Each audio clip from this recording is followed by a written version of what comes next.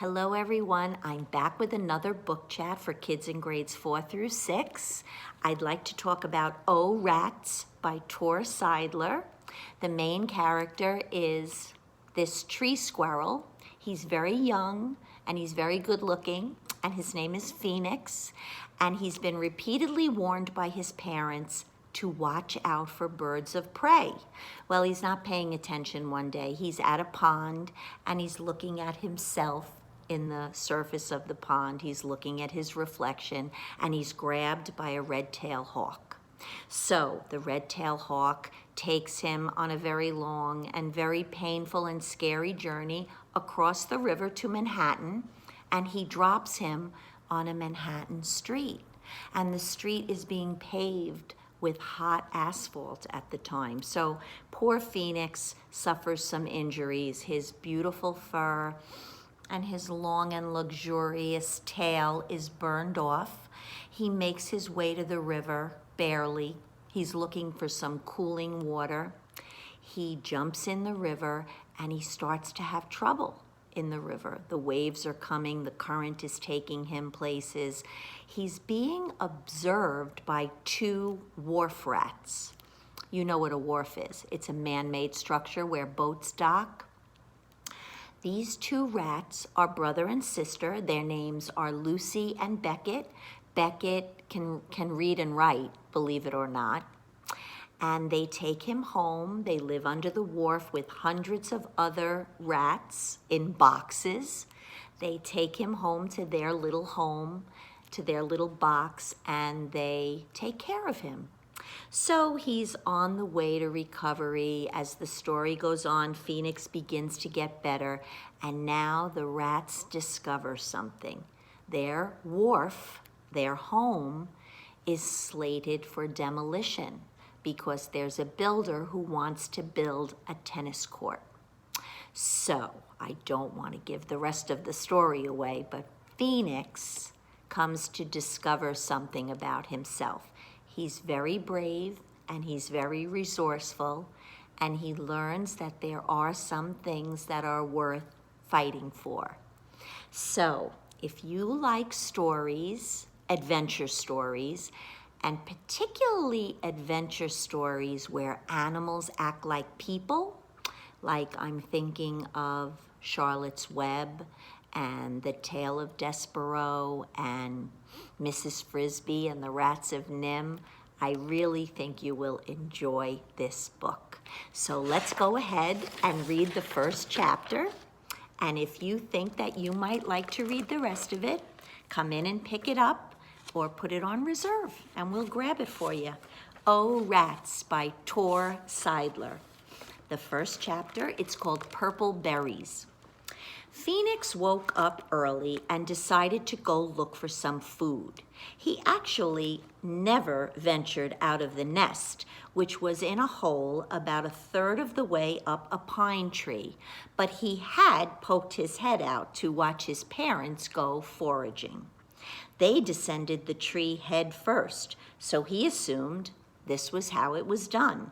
But when he got out onto the bark and turned that way, he started trembling, and his left whiskers twitched uncontrollably. He turned himself the other way. The trembling and twitching stopped. He supposed he could descend tail first, but that struck him as ignominious. That just means that he was afraid that he'd be embarrassed or humiliated even. Might there be tasty seeds in some of those pine cones up the tree? He started to climb and found he was a natural at it. But the higher he went, the skinnier the pine tree got, and the bark grew smoother, harder to grip. Then, to make matters worse, the tree began swaying more than those around it. Phoenix looked up and saw why. Their pine poked above the others, exposing it more to the wind. But this wasn't necessarily all bad. The topmost pine cones looked within easy reach, and there was something appealing in the idea of being above everyone else. But on his final push, he made the rookie mistake of looking down. A few weeks ago, as a newborn, he'd clung to his nursing mother, but that was nothing compared to how he clung to the skinny tree now. The needle-strewn ground was so far away. However, the wind gradually died down, and as the tree grew more stable, his panic turned to disgust. What kind of tree squirrel was afraid of heights? He lifted his eyes and edged upward. Once perched on the highest branch, he was so pleased with himself that he even forgot he was hungry. What a view!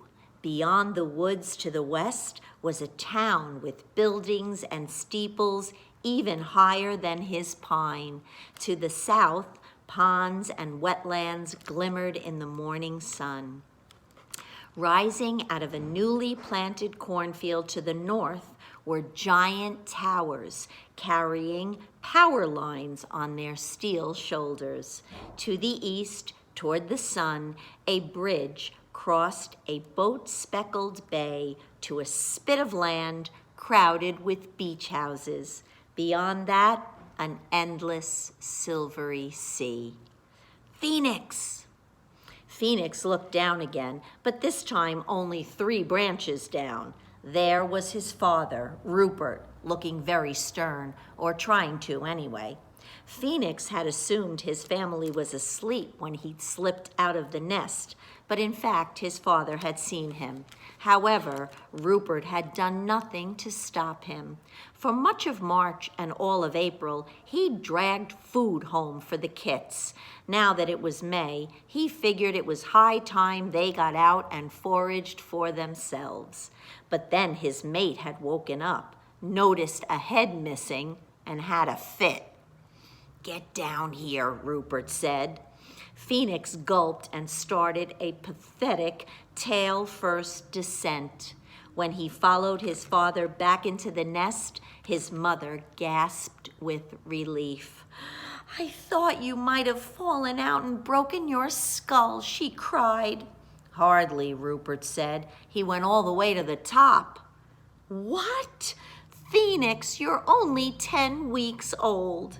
"We're very disappointed in you," said Rupert. "You could have been picked off up there. Remember what we told you about birds of prey?" Phoenix's brothers sniffed reprovingly, but Phoenix didn't mind. Though his father said he was disappointed in him, the gleam in his eyes said otherwise. As the weeks went by, it became clear that Phoenix was the pick of the litter. He was the biggest of the bunch, with the most lustrous fur, a luminous golden brown on his back, pure white on his belly, and by far the bushiest tail.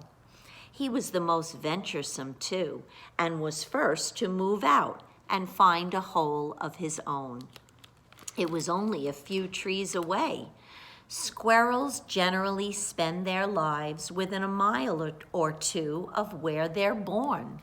So he still saw a good deal of his family, often going to forage with his father. The central part of their woods was mostly pines, but the outer fringes had lots of oaks and walnuts and hickories. Rupert got a kick out of showing him which nuts and acorns were best and how to cache them cleverly so birds and chipmunks wouldn't find them. Phoenix also became quite popular with his sister's girlfriends. He considered most of them empty-headed, but one named Giselle made an impression on him.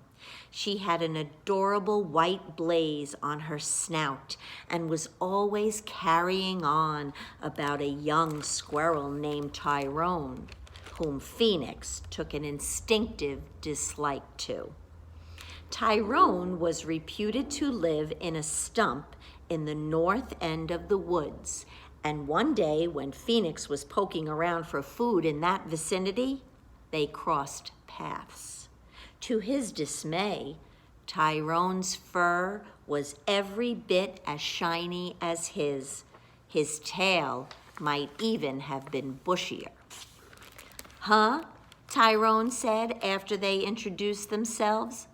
"I always thought Phoenix was a girl's name." Phoenix's fur prickled. "You live in a stump?" he said. "Only when I'm slumming in the woods," Tyrone said. Phoenix wasn't sure what this meant, but the next time he ran into his sister's crew, Giselle explained that Tyrone had a second home. "The attic of a house in town," she said. "Guess what he does there?"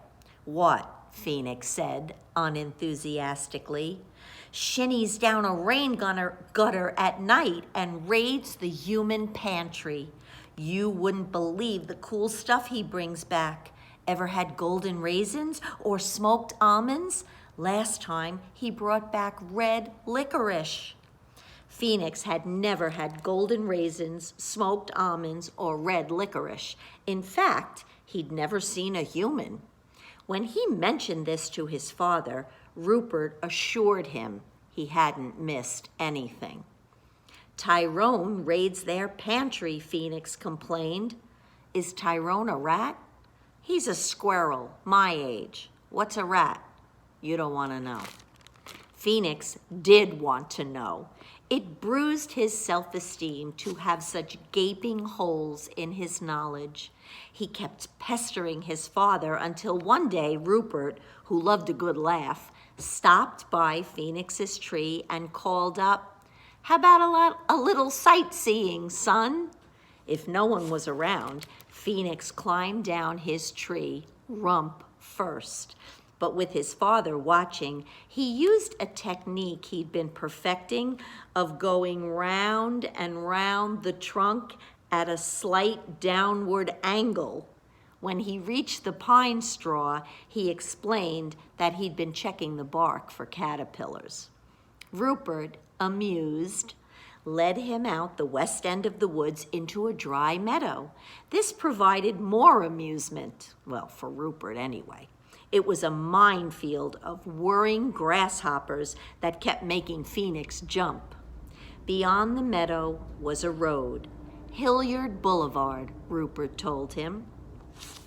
As Phoenix reached out to test Hilliard Boulevard's ominously black surface with a paw, Rupert yanked him backward.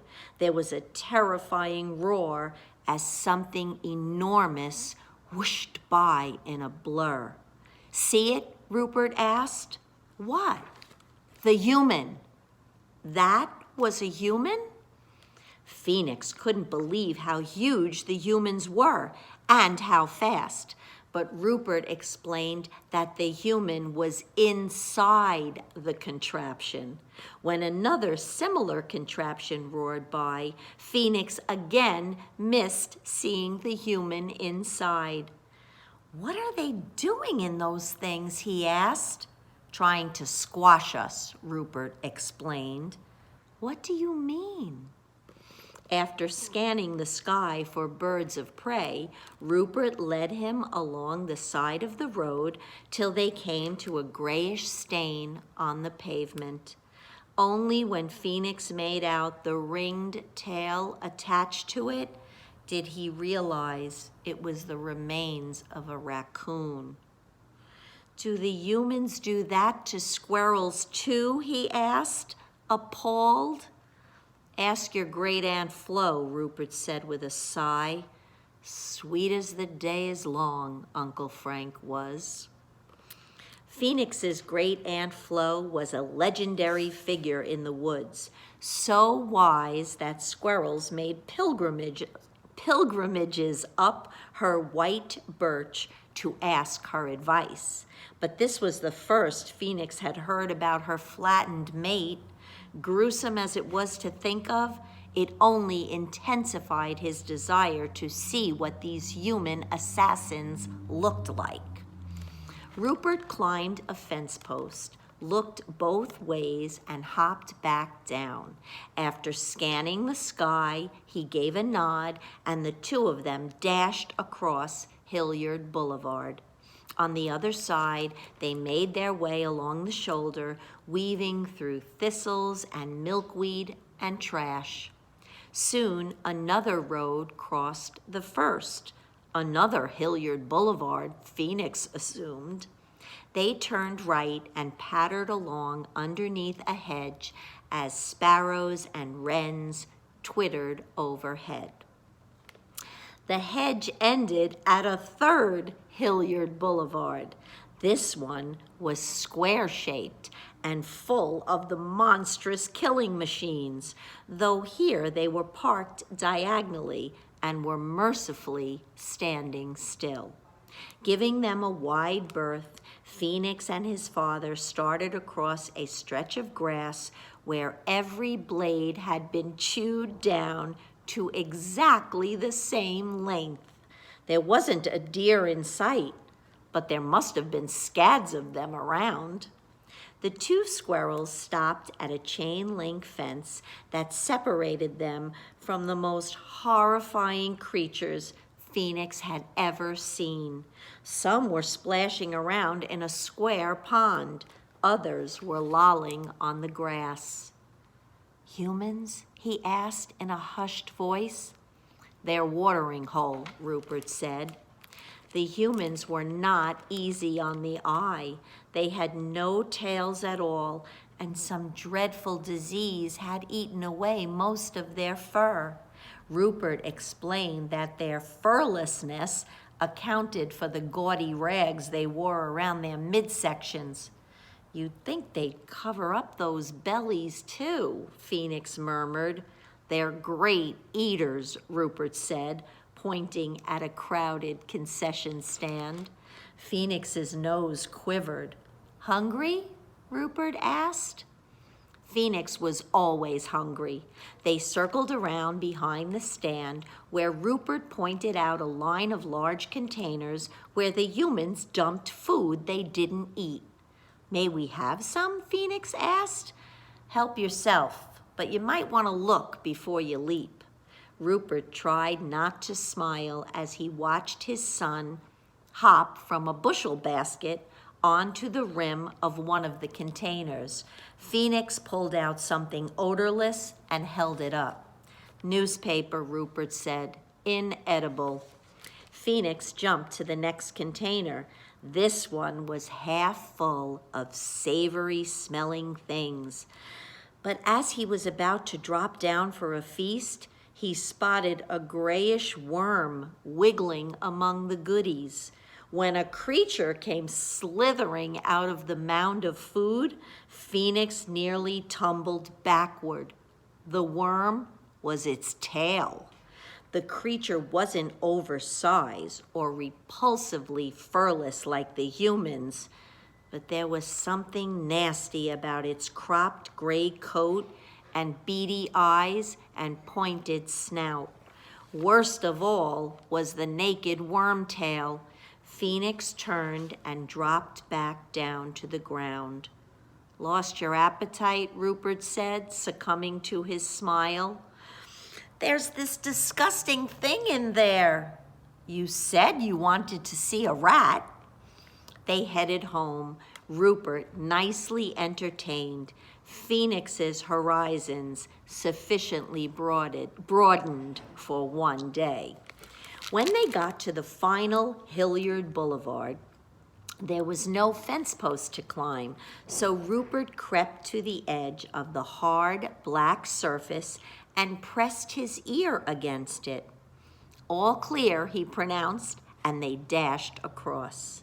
That evening, as Phoenix was settling into his nest, he heard tittering and poked his head out of his hole. Down below, one of his brothers was walking with one of his sisters. "Where were you?" Phoenix asked. "Watching Tyrone," his sister said, looking up dreamily. What an aerialist, his brother gushed. What a squirrel, his sister said with a sigh. This left a sour taste in Phoenix's mouth, but it also piqued his curiosity. And late the next afternoon, while he was nibbling some purple berries, he spotted Giselle's silvery tail in a posse of young squirrels heading north.